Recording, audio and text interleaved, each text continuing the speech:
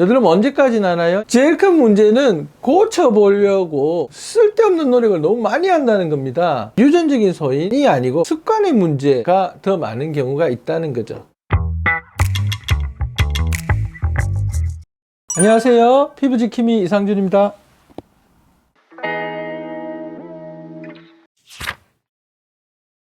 여드름 언제까지 나나요? 이런 이야기를 많이 하십니다.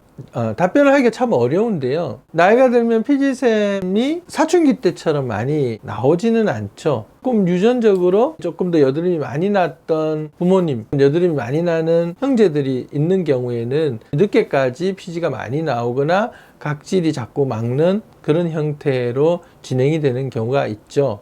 사실은 조금만 노력해도 습관이나 이런 것을 개선시켜도 여드름이 훨씬 좋게 또 안 나게 할 수 있는 분들이 많이 있습니다. 어떻게 보면 유전적인 소인이 아니고 바로 습관의 문제가 더 많은 경우가 있다는 거죠. 유전적인 경우를 할지라도 습관을 조금만 개선시키면 훨씬 여드름이 없거나 불편하지 않는 상황으로 만들 수가 있습니다.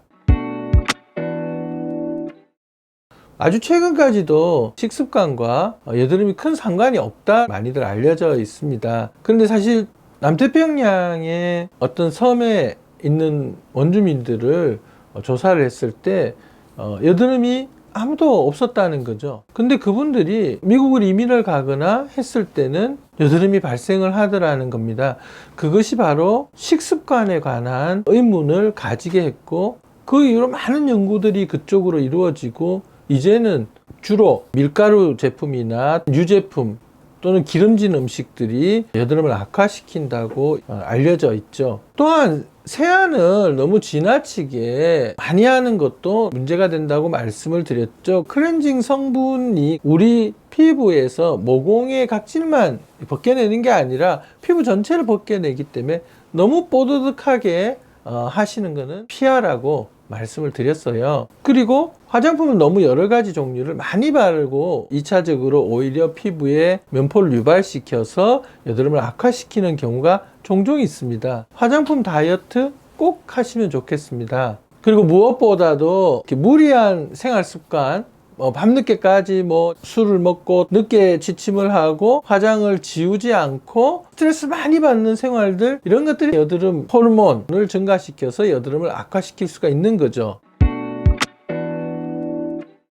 고쳐보려고 하는 쓸데없는 여러 가지 노력들, 잘못 알려져 있는 상식들, 예를 들면 팩을 매일 한다든가 클렌징 패드를 가지고 다니면서 반복해서 닦아내는 그런 습관들이라든가, 또 중요한 것 한 가지는 바로 짜거나 손을 대는 습관입니다. 여러분, 짜면 안 됩니다. 손 대면 안 돼요. 단 야들야들하게 터지는 상황까지 간 여드름은 면봉으로 나머지 잔여물들을 살살 이렇게 배출시키는 그런 형태는 괜찮습니다. 또 여러분들이 습관으로 턱선에 여드름을 짜다가 크게 썩나서 곤욕을 치른 경우가 많이 있을 텐데요. 이렇게 턱선에 있는 여드름은 특히 손대지 않는 것이 좋습니다. 깊게 안으로 숨어서 훨씬 염증을 많이 만들어내기 때문에 그렇습니다.